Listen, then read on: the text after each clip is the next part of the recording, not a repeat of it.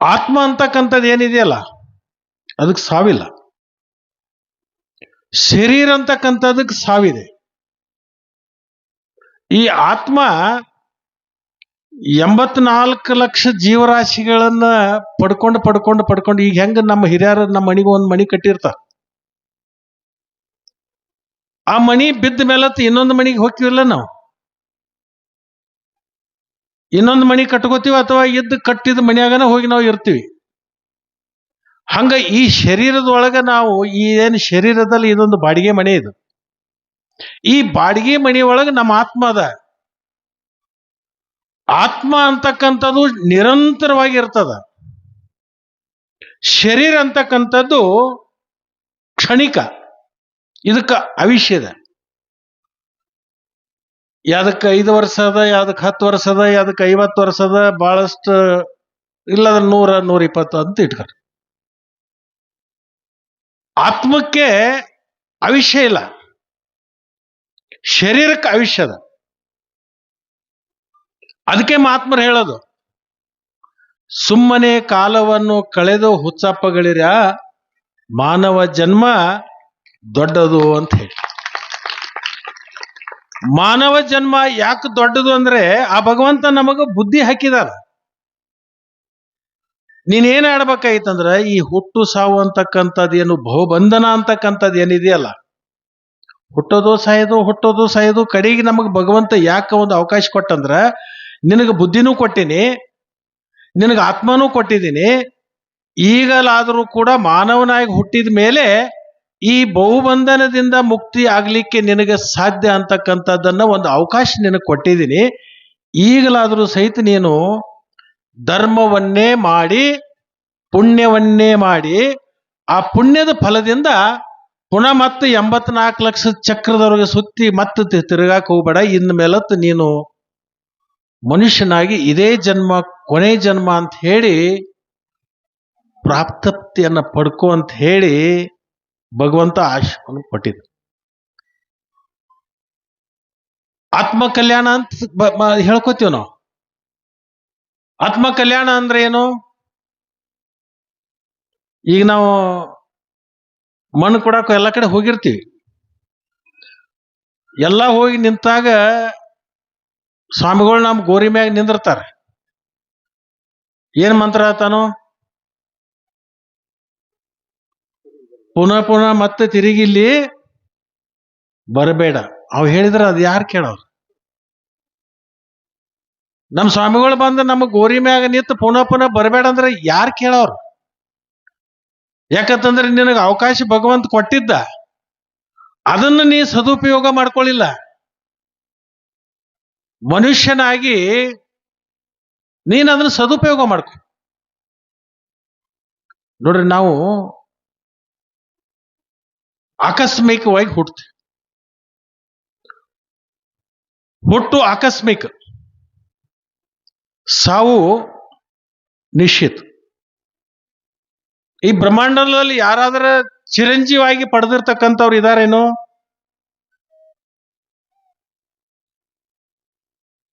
ರಾವಣಾಸುರ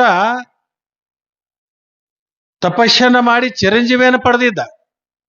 ಅದ ನಾನು ಯಾಕ ಇಲ್ಲ? ಯಾವಾಗ ಧರ್ಮದ ದಾರಿಯಲ್ಲಿ ಇರ್ತಕ್ಕಂಥ ಸಂದರ್ಭದಲ್ಲಿ ಭಗವಂತ ಅವನಿಗೆ ಆಯುಷ್ಯವನ್ನು ಕೊಟ್ಟಿದ್ದಲ್ಲ, ಯಾವಾಗ ಅಧರ್ಮ ದಾರಿಯನ್ನು ತುಳಿದಲ್ಲ ಅವನಿಗೆ ಮೃತ್ಯು ಬಂದು ನಿಂತು. ಅಂದ್ರೆ ಈ ಹುಟ್ಟು ಅಂತಕ್ಕಂಥದ್ದು ಏನು ಆಕಸ್ಮಿಕ ಇದೆ, ಸಾವು ಅಂತಕ್ಕಂಥದ್ದು ಏನು ಶಾಶ್ವತ ಇದೆಯಲ್ಲ, ಈ ಹುಟ್ಟು ಸಾವು ಮಧ್ಯದಲ್ಲಿ ಇರ್ತಕ್ಕಂಥ ನಮ್ಮ ಬದುಕು ಭಗವಂತ ನಮಗೊಂದು ಅವಕಾಶ ಕೊಟ್ಟು ಹುಟ್ಟಿಸಿದಾನ. ನಾವು ಹುಟ್ಟಿದ ಮೇಲೆ ವಿಚಾರ ಮಾಡಕತ್ತೀವಿ, ಏನ ಈ ಜಾತಿಯಾಗ ಹುಟ್ಟಬೇಕಾಗಿತ್ತು, ಇಂಥ ಮಣಿತನದಾಗ ಹುಟ್ಟಬೇಕಾಗಿತ್ತು, ಇಂಥ ಕುಲದಾಗ ಹುಟ್ಟಬೇಕಾಗಿತ್ತು, ಇಂಥ ದೊಡ್ಡ ಮಣಿತನದಾಗ ಹುಟ್ಟಿದ್ರೆ ನಮಗೆ ಕಷ್ಟ ಕಾರ್ಪಣ್ಯಗಳು ಬರ್ತಿರ್ಲಿಲ್ಲ ಅಂತ ಹೇಳಿ ಯಾವಾಗ ನಮಗೆ ತಿಳುವಳಿಕೆ ಬಂದ ಮೇಲೆ ನಾವು ಆಲೋಚನೆ ಮಾಡಕತ್ತೀವಿ. ಏನ್ ಪ್ರಯೋಜನ? ಹುಟ್ಟಾಗಿ ಹೋಗ್ಯದ, ಅದರ ಬಗ್ಗೆ ನೀನು ಚಿಂತೆ ಮಾಡಿದ್ರೆ ಏನೂ ಫಲ ಇಲ್ಲ. ಆದ್ರೆ ನಿನ್ನ ಮುಂದೆ ಇರೋದು ಯಾವುದಂದ್ರೆ, ಈ ಭಗವಂತ ನನಗೆ ಒಂದು ಅವಕಾಶವನ್ನ ಮನುಷ್ಯನಾಗಿ ಹುಟ್ಟಿಸಿದನಲ್ಲ, ನಾನು ನನ್ನ ಜೀವನದಲ್ಲಿ ಹೇಗೆ ನಡ್ಕೋಬೇಕು, ನಾನು ಹೇಗೆ ಮುಕ್ತಿಯನ್ನ ಪಡ್ಕೋಬೇಕು, 4 ಜನರ ಮಧ್ಯದಲ್ಲಿ ನನ್ನ ಹೆಸರು ಶಾಶ್ವತವಾಗಿ ಉಳಿಬೇಕು, 4 ಜನರ ಬಾಯಿ ಒಳಗ ಹೆಸರು ಇರಬೇಕು, 4 ಜನರ ಕಣ್ಣೊಳಗಿರಬಾರ್ದು, 4 ಜನರ ಹಲ್ಲಾಗಿರಬಾರ್ದು, 4 ಜನರ ನಾಲ್ಗೆ ಒಳಗ ನಮ್ಮದು ಇರಬೇಕು. ಇದನ್ನ ಧರ್ಮದ ಮಾರ್ಗವನ್ನ ತಿಳಿಸ್ಕೊಡೋರು ಯಾರು? ಈ ಈ ಕಲಿಬೇಕಾದ್ರೆ ಸಾಲಿಗೆ ಹೋಗ್ಬೇಕು, ಒಬ್ಬ ಮಾಸ್ತರ್ ಬೇಕು ನಮಗೆ ಅಕ್ಷರ ಜ್ಞಾನವನ್ನು ಪಡ್ಕೋಬೇಕಾದ್ರೆ.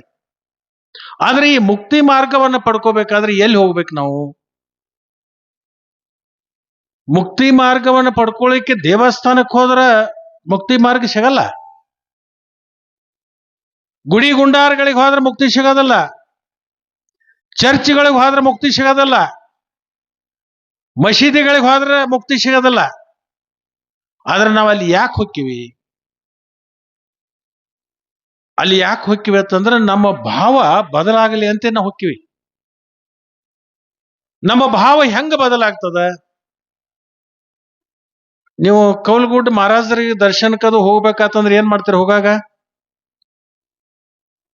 ಅತನಿ ಮ್ಯಾಗ ಹೋಗೋತ್ನಾಗ ಮಠಕ್ಕೆ ಹೊಂಟದೀವಿ, ಅಪ್ಪಗಳದ್ ಭೇಟಿಯಾಗ ಹೊಂಟಿವಿ, ಅಪ್ಪಗಳ ದರ್ಶನ ಮಾಡಕ್ ಹೊಂಟಿವಿ ಅಂತಂದ್ರೆ ಹೆಂಗ್ ಹೋಗ್ತೀರಿ? 1 ಡಜನ್ ಬಾಳೆಹಣ್ಣು ತಗೋತೀರಿ, ಇಲ್ಲ ಅಂತಂದ್ರೆ 1 ಚುರುಮರಿ ತಗೋತೀರಿ, ಇಲ್ಲಾದ್ರೆ ಸೇಬು ಹಣ್ಣು ತಗೋತೀರಿ, ಯಾವ್ದಾರ ತಗೊಂಡು ಹೋಗ್ತೀರಿ. ಹೋಗೋತ್ನಾಗ ಹೆಂಗ್ ಹೋಗ್ತೀರಿ? ಒಂದು ಯಾವ್ದೋ ಕ್ಯಾರಿ ಬ್ಯಾಗ್ದಾಗ ಹಾಕೊಂಡು ಹೊಂಟಿರ್ತೀರಿ. ಹೋಗೋತ್ನಾಗ ಒಬ್ಬ ಯಾವ ಇದರಿಗೆ ಬರ್ತಾನೆ ನಿನಗೆ ಆತ್ಮ, ಎಲ್ಲಿ ಹೊಂಟಿ? ಕಲ್ಗುಡ್ ಅಪ್ಪಗಳು ದರ್ಶನಕ್ಕೆ ಹೊಂಟಿರಿ. ಇದೇನು ಕೈಯಾಗಿ ಹಿಡ್ದೆ? ಇವು ಬಾಳೆಹಣ್ಣು, ಇವೇನದವು? ಇವು ಸೇಬು ಹಣ್ಣದು. ಮಠಕ್ಕೆ ಹೋಗ್ಕಾನ, ಮಠಕ್ಕೆ ಹೋಗಿ ಅಪ್ಪಗಳಿಗೆ ದರ್ಶನ ಮಾಡ್ತಾನೋ, ಕಾಲಿಗೆ ನಮಸ್ಕಾರ ಮಾಡ್ತಾನೋ. ಅವ್ರ ಏನ್ ಮಾಡ್ತಾರಂದ್ರೆ, ನೀವು ಓದಿರ್ತಕ್ಕಂಥ ಬಾಳೆಹಣ್ಣದೊಳಗಿನ 2 ಹಣ್ಣು ಮುರಿದ ನಿನಗ ಕೊಡಾಕ್ ಬರ್ತಾರ. ನೀ ಹೆಂಗ್ ನಿಂದಿರ್ತಿ ಅಲ್ಲಿ? ಉಡಿ ಒಡ್ಡಿ. ತಾಯಂದಿರಿದ್ರೆ ಶರಗ್ ಹೊಡತಾರು, ಗಂಡ್ಮಕ್ಳಿದ್ರೆ ಉಡಿ ಒಡ್ಡ. ಅವ್ರು 2 ಆ ಬಾಳೆಹಣ್ಣು ಹಾಕ್ತಾರ. ಆದ್ರೆ ಹೋಗಾಗ ನೀನ ಓದಿ ಆತರ್ನ ಅವಕ್ಕೇನ್ ಅನ್ಕೋತ ಹೊಂಟಿ? ಬಾಳೆಹಣ್ಣು ಅನ್ಕೋತ ಹೊಂಟಿ ಅಲ್ಲ. ಅದ ಹೋಗಿ ಅಪ್ಪಗಳ ಕೈಯಾಗ ಕೊಟ್ಟ ಮೇಲೆ ತಿರುಗಿ ಬರುವತ್ನಾಗ ನೀವೇನಂತೆ? ಅಪ್ಪಗಳ ಪ್ರಸಾದ. ಯಾವ ಸ್ಥಳಕ್ಕೆ ಹೋದಾಗ ಯಾವ ವಸ್ತುವಿನ ಹೆಸರು ಬದಲಾಗ್ತದೋ, ಯಾವ ಸ್ಥಳಕ್ಕೆ ಹೋದಾಗ ನಮ್ಮ ಭಾವ ಬದಲಾಗ್ತದೋ, ಹಂಗ ಬೀರಲಿಂಗೇಶ್ವರ ಗುಡಿ ಯಾಕೆ ನೀವು ಕಟ್ಟೇರಿ ಅಂತಂದ್ರ, ಇಲ್ಲಿ ಬಂದಾಗ ನಿನಗೆ ಅನಿಸ್ಬೇಕಲ್ಲ, ಭಗವಂತ ನಾನು ಏನ ತಪ್ಪು ಮಾಡಿದ್ರು ಸಹಿತ ಅದನ್ನ ಮನ್ನಿಸಪ್ಪ, ಇನ್ನಾದರೂ ನನಗ ಸುಬುದ್ಧಿಯನ್ನು ಕೊಟ್ಟ ನನ್ನ ಸಮಾಜದೊಳಗೆ ಗೌರವಿತವಾಗಿ ಮತ್ತು ಒಳ್ಳೆಯ ಮನೆತನದವ ಅಂತಕ್ಕಂಥ ಭಾವ ನನಗೆ ಬರುವಂತ ಒಂದು ಸದ್ಬುದ್ಧಿಯನ್ನು ಕೊಡಪ್ಪ, ನನಗೆ ಒಳ್ಳೇದು ಮಾಡು, ನನ್ನ ಕಷ್ಟವನ್ನ ನಿವಾರಣೆ ಮಾಡುವಂಥದ್ದು ನಿನ್ನ ಕೈಯಾಗದು, ನೀ ಮಾಡಪ್ಪ ಅಂತ ಬೇಡ್ಕೋತೀರಿಲ್ಲ. ಗುಡಿ ಗುಂಡಾರಗಳನ್ನು ನಾವು ಯಾಕೆ ಕಟ್ಟಬೇಕು ಅಂತಂದ್ರೆ ನಮ್ಮ ಭಾವ ಬದಲಾಗಬೇಕು. ಭಾವ ಬದಲಾಗಬೇಕು. ಅದರ ಜೊತೆಗೆ ಭಾವ ಬದಲಾಗುವಾಗ ನಮ್ಮ ಭಾವಕ್ಕೆ ಒಂದು ಚಿಕಿತ್ಸೆ ಕೊಡೋರು ಯಾರಪ್ಪ ಅಂತಂದ್ರೆ ಮಹಾತ್ಮ. ನಾನು ಅಮರೇಶ್ವರ ಪರಮ ಪೂಜ್ಯರಿಗೆ ಎಷ್ಟು ಧನ್ಯವಾದ ಹೇಳಿದ್ರು ಕೂಡ ಇವತ್ತು ಕಡಿಮೆ. ನಾನು ಯಾಕೆ ಹೇಳ್ತೇನೆ ಅಂದ್ರೆ, ಅನೇಕ ಮಹಾತ್ಮರದಾರ, ಆದ್ರೆ ವಿಶೇಷವಾಗಿ ಹಾಲಮತದ ಸಮಾಜವನ್ನ ಬಹಳ ಮುಗ್ಧ ಸಮಾಜ, ಬಹಳ ಮುಗ್ಧ ಸಮಾಜ. ಆ ಮುಗ್ಧತೆ ಮತ್ತು ಮೂಢನಂಬಿಕೆಯನ್ನು ತೆಗೆಯತಕ್ಕಂಥದ್ದು ಒಂದು, ಮೌಢ್ಯಗಳನ್ನ ಹೊರಗೆ ಹಾಕ್ತಕ್ಕಂಥದ್ದು ಒಂದು, ಆಧ್ಯಾತ್ಮದ ಚಿಂತನೆಯನ್ನ ಅವರ ತಲೆ ಒಳಗೆ ಬಿತ್ತಿ ಮನುಷ್ಯರಾಗಿ ಮಾಡೋದರ ಜೊತೆಗೆ ಮಾನವೀಯತೆಯನ್ನ ಗುಣಗಳನ್ನ ಸೃಷ್ಟಿ ಮಾಡ್ತಕ್ಕಂಥವ್ರು ಯಾರಪ್ಪ ಅಂತಂದ್ರ ಪರಮ ಪೂಜ್ಯರಾಗಿರ್ತಕ್ಕಂಥ ಅಮರೇಶ್ವರ. ನಾನು ಅನೇಕ ಕಡೆ ಯಾವುದೇ ಕಾರ್ಯಕ್ರಮ ಮಾಡೋದಾದ್ರೆ ನಾನು ಯಾಕೆ ಹೇಳ್ತಿರ್ತೀನಿ ನಮ್ಮ ಕಾರ್ಯಕರ್ತರಿಗೆ, ಅಮರೇಶ್ವರ ಹಬ್ಬಾಜಾರನ್ನ ಕರೆಸ್ರಿ. ಅವ್ರದ್ದು ಸಂಪರ್ಕ ನನಗೆ ಸುಮಾರು 30 ವರ್ಷದಿಂದ ಅವ್ರಿಗೆ ಸಂಪರ್ಕ ಬಂದಿದೆ. ಮೊದಲು ಕ್ಯಾವಿ ದರ್ಶಿರ್ಲಿಲ್ಲ ಇನ್ನೂ. ನಾನೊಂದ್ಸಲ ಈ ರೈತ ಚಳವಳಿ ಇತ್ತು. ಅವಾಗ ಎಸ್ ಎಂ ಕೃಷ್ಣ ಅವರು ಮುಖ್ಯಮಂತ್ರಿ ಇದ್ರು, ಡಿ ಕೆ ಶಿವಕುಮಾರ್ ಅವರ ಅವಾಗ ಇಂಧನ ಸಚಿವರಿದ್ರು. ಅವಾಗ ಎಲ್ಲಾ ರೈತರ ಪಂಪ್ಸೆಟ್ಗಳಿಗೆ ಮೀಟರ್ ಕುಣಿಸೋದು ಮಾಡಿದ್ರು. ಇದು ನಮಗೆ ಮೀಟರ್ ಬೇಡ, ಈ ಮೀಟರ್ ನಿಮಗೆ ಒಪ್ಪಿಸ್ತು, ನಮಗೆ ಮೀಟರ್ ನಡೆಯಂಗಿಲ್ಲ ಅಂತ ಹೇಳಿ ಕಿಸಿಂದ ಒಂದು ಚಳವಳಿ ಮಾಡಿದಾಗ ಸುಮಾರು ನಮ್ಮ ತಾಲೂಕದಾಗ ಒಂದು 26-27 ಸಾವಿರ ಪಂಪ್ಸೆಟ್ಗಳಿದ್ದು. ಎಲ್ಲಾ ಮೀಟರ್ಗಳನ್ನ ತಗೊಂಡು ಹೋಗೋ ಹೊತ್ನಾಗ ನೋಡ್ರಿ, ಅವತ್ತು ಸನ್ಯಾಸತ್ವಕ್ಕೆ ದಾರಿ ಒಳಗೆ ಹೊಂಟಿದ್ರು. ನಾವೇನು ಕರೆದಿರ್ಲಿಲ್ಲ ಅವತ್ತು. ಆದ್ರ ರೈತರ ಬದುಕಿಗೆ ಎಲ್ಲೋ ಧಕ್ಕೆ ಆಗ್ತಿದೆಯಲ್ಲ, ಈ ರೈತರ ಬದುಕಿಗೆ ಧಕ್ಕೆ ಆಗ್ತಕ್ಕಂಥ ಸಂದರ್ಭದಲ್ಲಿ ಇವ್ರ ಪರವಾಗಿ ನನ್ನ ಧ್ವನಿ ಇರಬೇಕು ಅಂತ ತಿಳ್ಕೊಂಡು ಇನ್ನೂ ಕಾವ್ಯ ಹಾಕಿದಲ್ಲ. ಅವಾಗ ನಮ್ಮ ಜೊತೆಗೆ ಬಂದು ಅದನ್ನ ಮೀಟರ್ ಅನ್ನ ಒಪ್ಸುವಂತ ಸಂದರ್ಭದೊಳಗೆ, ಅಂದ್ರೆ ಸಮಾಜ ಚಿಂತನೆ ಯಾವಾಗ ಅವ್ರಿಗೆ ಪ್ರಾರಂಭ ಆಗೈತೆ ಅಂದ್ರೆ 30 ವರ್ಷದ ಹಿಂದೆನೆ ಸಮಾಜದ ಚಿಂತನೆ, ಸಮಾಜದ ಏಳಿಗೆ, ಸಮಾಜವನ್ನ ಉದ್ಧಾರ ಮಾಡಬೇಕು ಅಂತಕ್ಕಂಥ ಸಣ್ಣ ಕುಡಿ 30 ವರ್ಷದ ಹಿಂದೆನೆ ಅವರಲ್ಲಿ ಒಡೆದಿತ್ತು. ಇವತ್ತಿನ ದಿವಸ ಬಹಳ ದೊಡ್ಡ ಅನುಭವಿತ ಆಗಿರ್ತಕ್ಕಂಥ ಸನ್ಯಾಸಿ ಒಳಗ ನಮ್ಮ ಅಮರೇಶ್ವರ್ ಮಹಾರಾಜರು. ನಾನು ಅವಾಗ ಹೇಳ್ತಿರ್ತೀನಿ, ಈ ಆಧ್ಯಾತ್ಮ ಅಂತಕ್ಕಂಥದ್ದು ಏನಿದೆಯಲ್ಲ, ಇದು ಪ್ರತಿಯೊಬ್ಬರ ತಲೆ ಒಳಗೆ ಹೋಗಿ ಮುಟ್ಬೇಕಾದ್ರೆ ನೀವು ಹಳ್ಳಿಗೆ ಹೋಗ್ಬೇಕು. ಹಳ್ಳಿಗೆ 4 ದಿವಸ 5 ದಿವಸ ನೀವು ಕಾರ್ಯಕ್ರಮ ಮಾಡಬೇಕು. ಅವ್ರ ಬದುಕಿನಲ್ಲಿ ಒಂದು ಆಧ್ಯಾತ್ಮದ ಚಿಗುರು ಒಡಿಸುವಂತ ಕೆಲಸ ನೀವು ಮಾಡಬೇಕು ಅಂತ ಏನೋ ಒಂದು 2-3 ಸಲ ನಾನು ಕೇಳ್ಕೊಂಡಾಗ ಇವತ್ತು ನನಗೆ ಎಷ್ಟು ಸಂತೋಷ ಅನ್ನಿಸ್ತದಂದ್ರೆ, ಪ್ರತಿಯೊಂದು ಹಳ್ಳಿ ಒಳಗೆ ಅವ್ರೇನು ಬರೇ ಕೇವಲ ಹಾಲ್ಮತದ ಸಮಾಜಕ್ಕೆ ಸೀಮಿತ ಆಗಿ ಉಳಿದಿಲ್ಲ. ಅವ್ರು ಆರೋಡು ಸಂಪ್ರದಾಯದ ರಸವನ್ನು ಕುಡಿದಿದ್ದಾರೋ, ಅದರ ಜೊತೆಗೆ ನಡೆದಾಡು ದೇವರು ಅಂತ ಏನು ಆಗಿ ಹೋದ್ರಲ್ಲ, ಪರಮ ಪೂಜ್ಯರಾಗಿರ್ತಕ್ಕಂಥ ಸಿದ್ದೇಶ್ವರಪ್ಪನವರ ಸಾರವನ್ನು ಕೊಡದಿರ್ತಕ್ಕಂಥವ್ರು. ಇದರದ ಎಲ್ಲದರ ಲಾಭ ಅವ್ರಿಗೆ ಆಗಲಿಲ್ಲ. ಇದರ ಎಲ್ಲಾ ಲಾಭ ಯಾರಿಗೆ ಆಗ್ಲಾಕತ್ತೈತೆ ಅಂದ್ರ ಸಮಾಜದಲ್ಲಿರ್ತಕ್ಕಂಥ ನಮ್ಮೆಲ್ಲರಿಗೂ ಕೂಡ ಅದರ ಲಾಭ ತಟ್ಟಾಕತ್ತೈತೆ.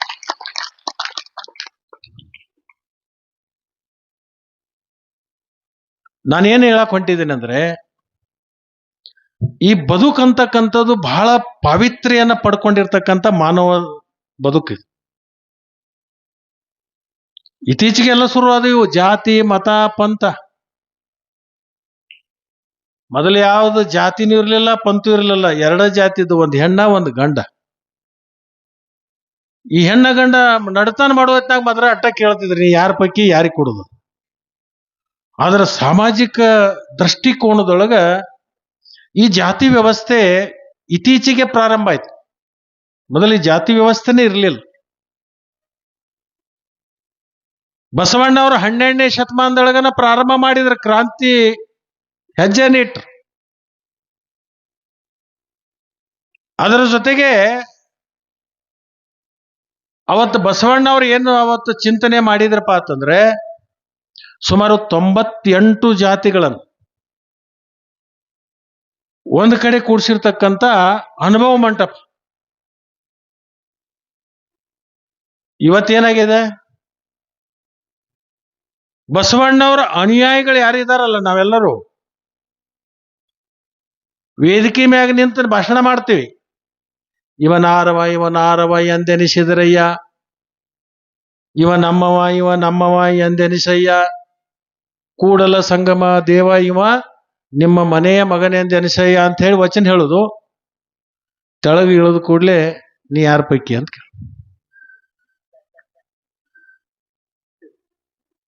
ತೆಳಗೆ ಇಳಿದು ಕೂಡ ಬಸವಣ್ಣವರ ಆಚಾರ ವಿಚಾರ ಅವರ ದೂರದೃಷ್ಟಿ ಏನಿತ್ತಲ್ಲ, ಇವತ್ತೆಷ್ಟು ಜನ ಅದನ್ನ ತಮ್ಮ ಜೀವನದೊಳಗ ಅಳವಡಿಸಿಕೊಂಡು ಬಸವಣ್ಣವರ ಪರಂಪರೆಯನ್ನ ಅವರ ಬಿಟ್ಟು ಹೋಗಿರ್ತಕ್ಕಂಥ ರಥವನ್ನ ಎಷ್ಟು ಜನ ಮುಂದೆ ಎಳ್ಕೊಂಡು ಹೊಂಟಿದರು.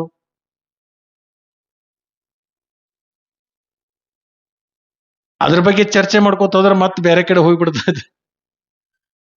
ಆದ್ರೆ ಇಷ್ಟೇ ನಾನು ಅರಿಕೆ ಮಾಡ್ಕೋತೀನಿ, ಏನು ತಾವು ಮುಗ್ಧತೆಯಿಂದ ಕೂಡಿರ್ತಕ್ಕಂಥ ಸಮಾಜ. ಮುಗ್ಧತೆ ಅಂದ್ರೆ ಕೆಟ್ಟದ್ದಲ್ಲ, ನಂಬಿಗಸ್ತ. ಯಾರೇ ಏನೇ ಹೇಳಿದ್ರೆ ಅದನ್ನ ನಂಬಿಡು. ಆದ್ರೆ ಅಂತಿಂತವ್ರ ಮಾತುಗಳನ್ನು ನಂಬಿಕೊಂಡು ನಾವು ದಾರಿ ಬಿಡೋದಕ್ಕಿಂತಲೂ ಇಂಥ ಪುಣ್ಯಾತ್ಮರನ್ನ ಕರೆಸಿಕೊಂಡು ಅವರ ವಿಚಾರಗಳನ್ನ, ಅವರ ಮಾರ್ಗದರ್ಶನವನ್ನ, ಅವ್ರು ಕೊಡ್ತಕ್ಕಂಥ ಬೋಧನೆಗಳನ್ನ ನಮ್ಮ ಜೀವನದೊಳಗೆ ನಾವು ಅದನ್ನ ಸ್ವಲ್ಪ ಆದ್ರೂ ಅಳವಡಿಸಿಕೊಂಡದ್ದಾದ್ರೆ ನಾವು ಮನುಷ್ಯನಾಗಿ ಹುಟ್ಟಿದ್ದು ಸ್ವಾರ್ಥ ಅಂತಕ್ಕಂಥದ್ದನ್ನ ನಾವು ಅರ್ಥ ಮಾಡ್ತೀವಿ. ಇವತ್ತು ಮಂಗಲಮಯ ಕಾರ್ಯಕ್ರಮ, ಮುಕ್ತಾಯ ಸಮಾರಂಭ ಅಲ್ಲ ಇದು ಮಂಗಲಮಯ. ಇನ್ನು ಜಾತ್ರೆ ಶುರು ಐತಿ, ಮತ್ತೆ ಇದು 5 ವರ್ಷ ಆದ್ಮೇಲೆ ಇನ್ನು ಮುಂದೆ ಇಲ್ಲಂತಲ್ಲ, ಮುಕ್ತಾಯ ಸಮಾರಂಭ ಅಲ್ಲ, ಇದು ಮಂಗಲಮಯ. ಪ್ರತಿ ವರ್ಷ ನಾನು ನಿಮ್ಮ ಪರವಾಗಿ ಪರಮ ಪೂಜ್ಯರಿಗೆ ನಾನು ವಿಜ್ಞಾಪನೆಯನ್ನು ಮಾಡ್ಕೋತೀನಿ. ನೀವು ಪ್ರತಿ ವರ್ಷ ಈ ಭಾಗದೊಳಗ, ಅದರಾಗ ವಿಶೇಷವಾಗಿ ಈ ಗ್ರಾಮದೊಳಗ ನೀವು ಪ್ರವಚನವನ್ನ ನಡೆಸಿ ಇವರನ್ನೆಲ್ಲರನ್ನೂ ಕೂಡ, ನಮ್ಮಂಥವ್ರನ್ನೆಲ್ಲರನ್ನೂ ಉದ್ಧಾರ ಮಾಡುವಂತ ಕಾರ್ಯ ನಿಮ್ಮಿಂದ ಆಗಲಿ. ಈ ವರ್ಷ ನಾವು ಬೈಲಾಕ್ ಕುಂತೀವಿ. ಮುಂದಿನ ವರ್ಷ ಇಲ್ಲೊಂದು ಪ್ರವಚನ ಒಳಗೆ ಮಳೆ ಬಂದ್ರೂ ಆಗಿರ್ಬಾರ್ದು, ಗಾಳಿ ಬಿಟ್ರು ಏನಾಗಿರ್ಬಾರ್ದು, ಹಂಗ ಕುಂತು ಕೇಳುವಂಗ ಈಗ 25 ಲಕ್ಷ ರೂಪಾಯಿ ಈಗಾಗಲೇ ಹಾಕಿದ್ದೀನಿ. ನನಗೆ ಬೀರಪ್ಪ ಹೇಳ್ತಿದ್ದ, ಇನ್ನೊಂದು ಸ್ವಲ್ಪ ಹೇಳಂತ. ಯಾಕಂತಂದ್ರೆ ನನಗೆ ಪ್ರಥಮ ಬಾರಿಗೆ ನಾಮಿನೇಷನ್ ಮಾಡಿದಾಗ ನನಗೆ ಸೂಚಕ ಆದವ್ರು ಬೀರಪ್ಪ, ವಿಮಾನ ಕ್ಷೇತ್ರ ನಿಂತಾಗ ಅಲ್ಲಿ ಕುಂತಾನಲ್ಲ, ಅವ ಏನ್ ಹೇಳ್ತಾನ ಮೊದಲು ಹಿಡ್ಕೊಂಡು ನಾ ಕೇಳ್ಕೊತ ಬಂದೀನಿ. ಅಲ್ಲಿ ಹಿಂಗ್ ಸುತ್ತರಿ ಕರ್ಕೊಂಬರೋತ್ನಾಗ ಹೇಳಿದ, ಇದು ಸಾಲಂಗೆಲ್ಲ ಇನ್ನಾಟ್ ಹಾಕ್ಬೇಕ್ರಿ ಸಾಕಾರ. ಖಂಡಿತವಾಗಿನೂ ಈಗ 25 ಹಾಕಿದನು, ಮುಂದೆ ಎಷ್ಟು ಕಡಿಮೆ ಬೀಳ್ತದೆ ಮತ್ತು ಅಷ್ಟು ಹಾಕುವಂತ ಕೆಲಸ ಮಾಡೋಣ. ಆದ್ರ ಇದೇನು ವೇದಿಕೆ ಇದೆಯಲ್ಲ, ಈ ವೇದಿಕೆ ಯಾವುದಕ್ಕೂ ಬೇರೆದಕ್ಕೆ ಬಳಸ್ಕೋಬಾರ್ದು, ಯಾವುದೇ ರಾಜಕಾರಣಕ್ಕೆ ಅದಕ್ಕೆ ಇದಕ್ಕೆ ಬಳಸ್ಕೋಬಾರ್ದು. ಇದು ಕೇವಲ ಕಲ್ಯಾಣ ಕಾರ್ಯಗಳಿಗೆ, ಆಧ್ಯಾತ್ಮಕ್ಕೆ, ಮತ್ತು 2 ಬಡವರು ಇರ್ತಾರೋ ಅವರ ಮದುವೆ ಇರ್ಬೋದು, ಮುಂಜುವೆ ಇರ್ಬೋದು, ಯಾವುದೇ ಒಂದು ಕಲ್ಯಾಣ ಕಾರ್ಯ, ಆ ಕಲ್ಯಾಣ ಕಾಲ ಧರ್ಮಕ್ಕೆ ಇದು ಮೀಸಲಾಗಿ ಇಟ್ಕೊಳ್ತಕ್ಕಂಥ ಒಂದು ವೇದಿಕೆಯನ್ನ ನೀವು ನಡ್ಸ್ಕೊಂಡು ಹೋಗ್ರಿ. 25 ಲಕ್ಷ ಇನ್ನು ಟೆಂಡರ್ ಪ್ರಕ್ರಿಯೆ ನಡೆದದ.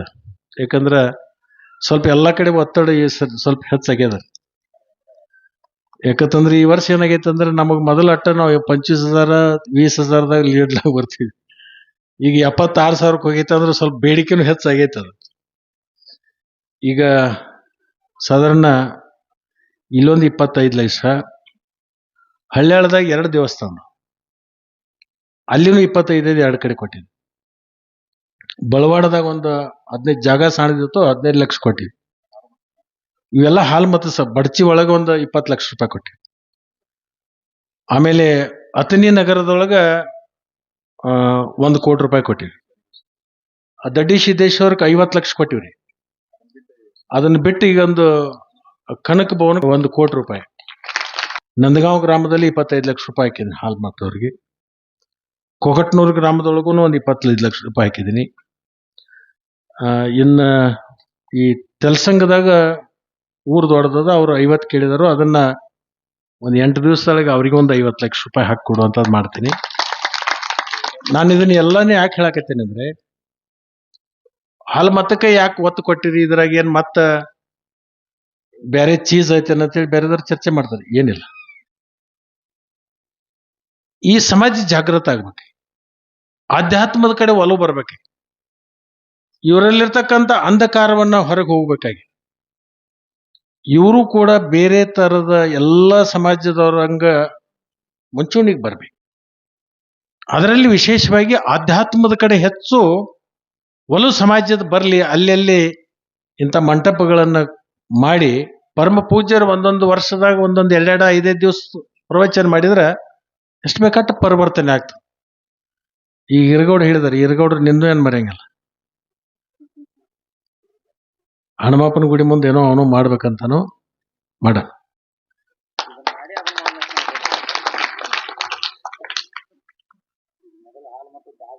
ಅದಕ್ಕೆ ಮುಹೂರ್ತ ಮೊದಲು ಇದು ಹತ್ಬೇಕು. ನೀ ಎಲ್ಲಾ ಕಡೆ ಎಲ್ಲರ ಒಂದು ಗುದ್ಲಿ ಪೂಜೆ ಮಾಡೋತ್ನಾಗ ಇಬ್ಬರನ್ನ ಯಾರನ್ನ ಹೊಡ್ಕೋತೀವಿ, ಹುಡುಕ್ತಿ ಯಾರನ್ನ, ಆಲ್ಮದ್ದವ್ರು ಯಾರ್ದಾರ ಕರೀರಿ, ಅವ್ರ ಕಡೆನ ಮಾಡಿಸೋದು ಅಂತ. ಇವ್ರು ಸಿಗ್ಲಿಲ್ಲ ಅಂತಂದ್ರ ಮಾದಿಗ ಸಮಾಜದವ್ರು ಹುಡುಕ್ತು. ಇವ್ರನ್ನ ಯಾಕೆ ಗೊತ್ತೇನ್ರಿ ಸರ್, ನಾ ಸಣ್ಣಾಗಿರ್ದಾಗ ಈ ಶಿಕ್ಷಣ ಕ್ಷೇತ್ರದ ಬಿಟ್ಟು ನಾನು ಊರಿಗೆ ಒಕ್ಕಲ್ತನಕ್ಕೆ ಹೋದಾಗ ನಮ್ಮ ಹುಡುಗರೆಲ್ಲ ಕೂಡಿ ಸಾರ್ವಜನಿಕ ಗಣಪತಿ ಕುಣಿಸೋನು, ಅದ್ ಕುಣಿಸೋದ್ರ ಇಲ್ಲ ಅದಕ್ಕೊಂದು ಸಂಘ ಮಾಡೋನು. ಆ ಸಂಘ ಮಾಡಿ ನನ್ನನ್ನು ಅಧ್ಯಕ್ಷ ಮಾಡಿದ್ರು. ಮತ್ತೆ ಅಧ್ಯಕ್ಷರು ಮಾಡಿದ್ಮೇಲೆ ಅದು ಗಣಪತಿ ಕೊಟ್ಟಾಗ ಮತ್ತೆ ಪಟ್ಟಿಗೆ ತಿರುಗಾಡ್ಬೇಕಲ್ರಿ. ಪಟ್ಟಿಗೆ ತಿರುಗಾಡೋ ಹೊತ್ನಾಗ ಅಲ್ಲಿ ಸರ್ಪಳಿ ಅಂತ ಹೇಳಿಕಿಸಿಂದ ನಮ್ಮ ಕೆಂಪಾಡದವ್ರು ಅಲ್ಲಿ ದತ್ತಕ್ಕಾಗಿದ್ದಾವ, ಎಕ್ಸ್ ಮಿಲಿಟರಿ ಮ್ಯಾನ್. ಅವ್ರ ಮಕ್ಕಳು ಈಗ ಮಾಸ್ತರ್ಗಳು ಅದಾರ, ಈಗ ಅವ್ರು ತೀರ್ಕೊಂಡು. ಅವಾಗ ನಾವು ಮಾಮ ಅಂತಿದ್ ನಾವು. ಅವಾಗೆಲ್ಲ ಹಂಗ ಜನರ ರೂಢಿ ಒಳಗ ನಮ್ಮ ಅಪ್ಪಗನು ಅವ ಮಾಮನವ, ಅವಂಗ ನಾ ಮಾಮ ಅಂತಿದ್ವಿ. ನೋಟ್ಬುಕ್ ತಗೊಂಡು ಒಂದ್ 8-10 ಮಂದಿ ಹೋದೀವಿ. ಏ ಮಾವ ಗಣಪತಿ ಕುಣ್ಸವ್ರದೀವಿ, ಮತ್ತ ಪಟ್ಟಿ ಕೊಡೋದು ಎಟ್ ಕೊಡ್ಲಿ ಅಂತ. 100 ರೂಪಾಯಿ ಬರಿ ಅಂದ್ ತೆಗೆದು ಕಿಶಾನ್ ತೆಗೆದು 100 ಕೊಟ್ಟ ಬಿಟ್ಟ. ಅವಾಗ 100 ಅಂದ್ರೆ ಈಗ 10,000 ರೂಪಾಯಿ. ಅವನಿಗೆ ಕೇಳಿ ಈ ಎಲ್ಲರೂ ಅಂದ್ರು ಕುರುಬ್ರ ಬಾಣಿಗೆನ ಮೊದಲ ಇಸ್ಕೊಳ್ಳಂತೇಳಿ ಮಾವ ನಿನ್ನತಿಗೆ ಕರ್ಕೊಂಬಂದ್ರು. ಮತ್ತೆ ಇದೇನು ಶಾಸ್ತ್ರ ನನಗೆ ಗೊತ್ತಿಲ್ಲ ಅಂದ. ನಾವು ಮಳ್ಳ ಅದಕ್ಕೆ ಯಾರನ್ನ ಎದಕ್ಕ ಏನ ಎಟ್ಟ ಎದಕ್ಕ ಅದೇ ಚೌಕಾಶಿ ಮಾಡಂಗಿಲ್ಲ, ಕೇಳಿದ ಕೂಡ್ಲೆ ಕೊಡ್ತೀವಿ ಅಂದ ಕೂಡ್ಲೆ ಒಟ್ಟ ವಿಘ್ನ ಬರಂಗಿಲ್ಲ ಅಂತ ಹೇಳಿ ಕಿಶನ್ ಕುರುಬೃತಿಗೆ ಬಂದು ಇಸ್ಕೋತಾರಲ್ಲ ತಂದಾವ್. ವಿಘ್ನ ನಿವಾರಕ ಯಾರಂದ್ರ ಅದು ಹಲ್ಮದ ಸಮಸ್ಯೆ. ಅಂದ್ರೆ ಯಾವುದೇ ಒಂದು ಕಾರ್ಯಗಳಾಗಬೇಕಾದ್ರೆ ಅವ್ರನ್ನ ಯಾಕೆ ನಾವು ಕರಿತೀವಿ ಅಂದ್ರೆ, ಬಹಳ ಪ್ರಾಂಜಲ ಮನುಷ್ಯನಿಂದ ಯಾವುದೇ ಮನುಷ್ಯನೊಳಗ ಕಪಟವನ್ನು ಇಟ್ಕೊಂಡು ಆ ಪೂಜೆ ಮಾಡಾಗಿಲ್ಲ. ಕರೆದಾರು ನಮ್ಮ ಮ್ಯಾಗ ಭಕ್ತಿ ಇಟ್ಟಾರು, ಕರೆದಾರು ಇದು ಒಳ್ಳೇದಾಗಲ್ಪ ನನ್ನ ಕೈಲೇ ಮಾಡಾಕತ್ತಾರಂದ್ರ ಇದು ಉದ್ಧಾರ ಆಗಲಿ ಅಂತ ಹೇಳಿ ಒಂದು ಸ್ವಚ್ಛ ಮನುಷ್ಯನಿಂದ ಗುದ್ಲಿ ಹಾಕ್ತಾರ. ಅದಕ್ಕೆ ನಾವು ಅವ್ರನ್ನ ಕರಿತೀವಿ. ಅದಕ್ಕೆ ಅವ್ರದ್ದು ಮೊದಲು ಕೊಟ್ಟಿನಿ, ನಿಂದು 2ನೇ ನಂಬರ್ ಕೊಡ್ತೀನಿ. ಇವತ್ತಿನ್ನೂ ಪರಮ ಪೂಜ್ಯರ ಆಶೀರ್ವಾದ ಇದೆ. ಇವತ್ತು ಮನೆ ಹಿರಗೌಡರು ನಮ್ಮ ಬೀರಪ್ಪ ಒಂದು 8-10 ಜನ ಬಂದಿದ್ರು. ಇಲ್ಲ ನಾವು ಪ್ರತಿ ವರ್ಷ ಜಾತ್ರೆ ಮಾಡೋದನ್ನ ಬಹಳ ಸತ್ ಬಂದಿಲ್ಲ, ಈ ಜಾತ್ರೆಗೆ ಬರಬೇಕು, ನಮ್ಮ ಜನರಿಗೆ ಭೇಟಿ ಆಗಬೇಕು ಮತ್ತು ಬೀರ್ಲಿಂಗೇಶ್ವರ ದರ್ಶನವನ್ನು ಪಡ್ಕೊಂಡು ಅಪ್ಪಗಳ ದರ್ಶನವನ್ನು ಪಡ್ಕೊಳ್ಳಿಕ್ಕೆ ನೀವು ಕಡ್ಡಾಯವಾಗಿ ಬರಬೇಕು ಅಂತ ಹೇಳಿದ್ರಿಂದ ನಾನು ಚಿತ್ರ ಕೊಟ್ಟ ಕಳಿಸ್ತಿದ್ದೆ ಬೆಂಗಳೂರಾಗ ಕೆಲಸ. ಇಲ್ಲ ಈ ಸರಕ್ಕೆ ನೀವು ಬರ್ಬೇಕು. ಅದಕ್ಕೆ ನಿಮ್ಮ ಆಹ್ವಾನವನ್ನ ನಾನು ತಿರಸ್ಕರಿಸ್ಲಿಕ್ಕೆ, ನಿಮ್ನೆಲ್ಲರನ್ನೂ ಉದ್ಧಾರ ಮಾಡಬೇಕು, ನಿಮ್ಮ ಮತಿಗೆ ತಗಲಿರ್ತಕ್ಕಂಥ ಒಂದು ಕಲ್ಮಶವನ್ನ ಸ್ವಚ್ಛ ಮಾಡಬೇಕು. ಈ ನಿಮ್ ಬಟ್ಟೆ ಹೊಲಸಾದಾಗ ಏನ್ ಮಾಡ್ತೀರಿ? ಬಟ್ಟೆ ಸ್ವಚ್ಛ ಮಾಡ್ಬೇಕಾದ್ರೆ ನೀವು ನೀರು ತಗೋಬೇಕು, ನೀರು ತಗೊಂಡು ಸಾಬಾನ ಹಾಕಬೇಕು, ಸಾಬಾನ ಹಾಕಿದ್ಮೇಲೆ ಬಟ್ಟೆ ಸ್ವಚ್ಛ ಆಗ್ಬೇಕು. ನಿಮ್ಮ ಬುದ್ಧಿಗೆ ಹೊಲಸು ತಗಲಿತ್ತಂದ್ರ